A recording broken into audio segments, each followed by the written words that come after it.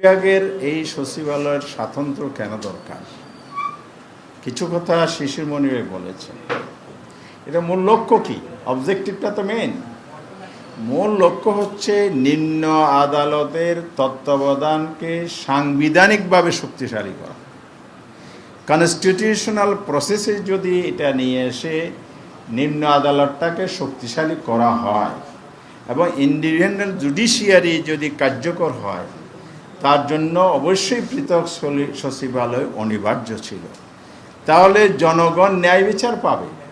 আর বিচারক যদি এজলাসে উঠেই অ্যাটর্নি জেনারেলের চেহারা তাকিয়ে স্পিচ গ্রহণ করেন, বিতর্ক গ্রহণ করেন, আর্গুমেন্ট গ্রহণ করেন, আবার আদালতের রায় রচনার ক্ষেত্রে যদি ডিকটেশন ফলো করে, আপনার মনে আছে তো সাইদি সাহেবের রায়ের সময় স্কাইবি কেলেঙ্কারি হয়েছে, সে রায় কোথায় ডিকটেশনের ভিত্তিতে কোথায় লেখা হয়েছে, সব তো ওপেন হয়ে গিয়েছিল।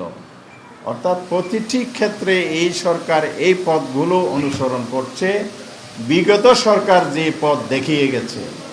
তো জনগণ একইভাবে বিগত সরকারে যে পথ দেখিয়েছে ওনাদেরকেও সেই পথে যেতে হবে ইনশাআল্লাহ।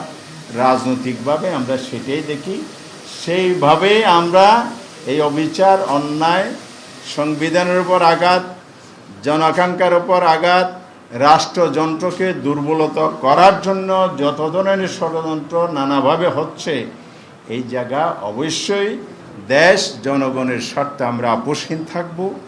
সংসদে তো অবশ্যই আমাদের রোল আছে, বিরোধী দল হিসাবে জনগণের প্রতি দায়িত্ব আমাদের আছে, কমিটমেন্ট আছে, প্রতিশ্রুতি আছে।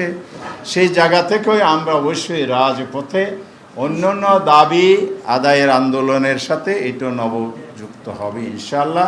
সেভাবে আমরা লড় করব। কারণ হচ্ছে আমরা দেশ গড়তে চাই, দেশ বাঁচাতে চাই, জনগণের অধিকার প্রতিষ্ঠা করতে চাই, জনগণের জাস্টিস এবং ন্যায় বিচার আমরা এনশিওর করতে চাই। এটাই ছিল জুলাই সনদের মূল স্পিরিট। We want justice. এখানে জাস্টিস ব্যাহত হচ্ছে, জাস্টিস এনশিওর করার জন্য যেখানে যা করা দরকার সময়ে সময়ে সিদ্ধান্ত নিয়ে আমরা সেটা এনশিওর করবো ইনশাআল্লাহ।